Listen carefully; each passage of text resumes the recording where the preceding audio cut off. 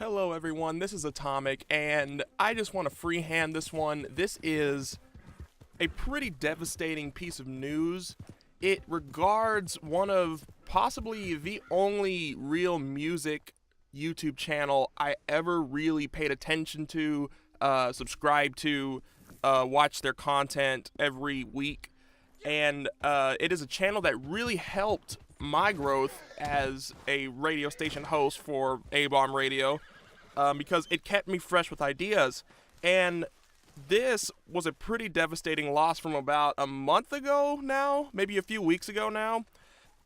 The Musicprof78's, he had this amazing channel full of these original vinyl records all the way from the early 1900s, so pretty much since the beginning of recorded music, all the way to maybe the early 70s.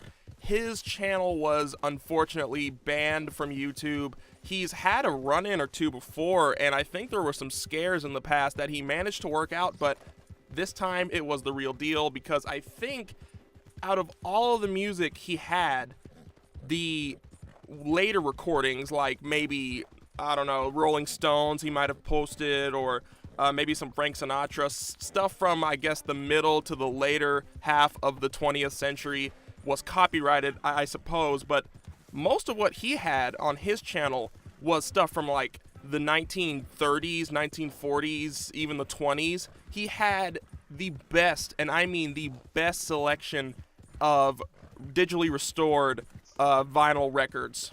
And he had pictures of the exact same record you're listening to that he restored on every video, and they're so rare. They were so rare. And I mean, I learned about so many artists that I never heard about before. If you're like a huge vintage music specialist, I guess you can say, a big, huge music super fan from the 20th century like me, you know, you've heard of Kay Kaiser and Benny Goodman and Glenn Miller and Billie Holiday and you name it. And, you know, going further back, you have like Ben Burney and his orchestra and Ben Selvin and all of those big name artists from those periods. He had like dozens and dozens more, truckloads of artists I've never heard of, maybe one-off records, maybe rare records. He had a ton of rare records, and in each video he had a description of the recording, if he could find anything about the recording. He had a ton of information about the artist. He had it down to the actual date and year each record he posted was recorded, and it's such a shame to lose such a golden channel like that. And he's been around for God knows how long, and unfortunately I don't know much about him, but I have heard from different videos that he was an employee at SiriusXM, which I thought was pretty cool. And, you know, with what he does, I think he really deserves that job, but unfortunately he did not deserve what happened to his channel. And I think if there's a few records that YouTube wanted to pull or flag, I think they should have just censored those videos, kept the rest that were usually all public domain. He had 1 million public domain records just that we've never heard of before, and that were seemingly lost in history until he pulled them out of the dirt. I never heard of all of these different artists he had, and I learned so much. And he somehow had it to where the grain in these old records from like the 1920s and the 1930s were virtually gone. And of course, any old record enthusiast loves the grain. It's part of the experience. But at the same time, when you just want to listen to this good quality music just the way it was, like it was in the studio the day it was recorded, he had it. He had so much of it. And YouTube, Sony, somebody called for the removal of some records, and it wasn't even that many, I don't think. And it caused his entire channel to be removed. He had a little message for everybody on his very last video, but just the day after he posted that, it was gone. And this is coming, this kind of hits home because this comes from a more personal area for me, because as you know, I've had my issues, I've had my run-ins with legal situations with this old music that I personally think should be public domain at a certain point, and I know there is, but when it comes to these long lost artists that I'm sure they've lost lineage to their current family members to pay reparations to for streaming and such, let it be public domain. Let people enjoy it, because I don't even think there is a way for people to purchase this music anyway. I can't find Broadway Nightlights or a lot of Ben Selvin music on iTunes or Google Play or Spotify or Pandora. It's not available to the public like that. But the music professor, he made it available to everybody. And it's just a shame that the entire channel had to perish because of this. I know I'm a little late to the party on this, but it's not like a million people are talking about this, so I thought it'd be a good time to jump in. I don't know very much, and I will admit that I don't know very much about the legal struggles between music, the industry, the artists, and who should be getting money, who should be considered public domain. But coming from a personal standpoint, playing this music for 5 long years and going strong so far worldwide, I think that a lot of the artists we hear on my station, on his channel, should be public domain, because I don't see many people listening to this at all. We serve a very close-knit group of people who themselves have never heard this music until they heard it and they liked it. But most people out there in the world, they're gonna hear it and they're gonna be like, what is this?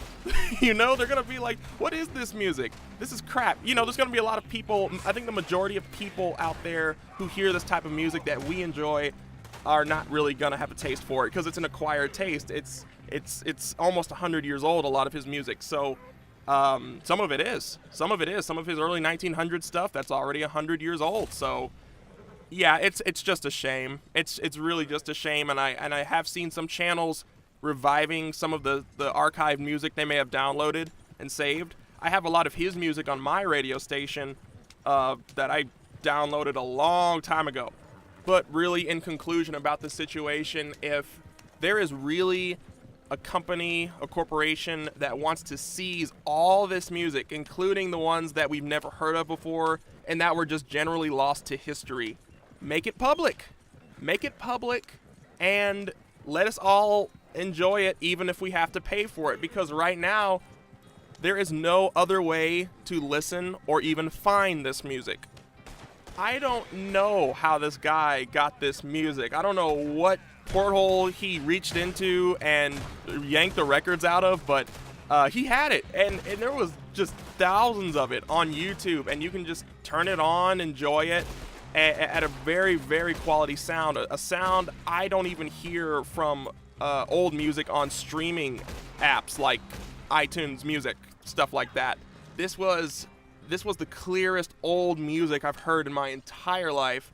I don't know what he did, but it was amazing, and it's just a shame what happened. And I really do hope that he does come back somehow, maybe just posting the stuff that won't get him in trouble, hopefully. There's no telling with YouTube, but on the bright side, I did want to relay this message that he sent on his Facebook page. And he says, whether at the Internet Archive, archive.org, or on a different YouTube channel hosted by me or someone else, I hope in the not too distant future to again make available a significant portion of the Music Professor 78 collection, certainly the safer pre-rock 78 RPM era tracks. Stay tuned. So, like I said, maybe he will bring back the channel and only put the earlier and not too recent music on the channel, so it could be public domain and never messed with. Hopefully, and this is just me being a paranoid and worried person, hopefully Sony doesn't start branding that old music as well and take him down for that later. But fingers crossed, knock on wood, let's hope that the Music Professor 78 can revive his channel for all of us to enjoy, because he really introduced us to a very educated and quality listening experience, in my opinion.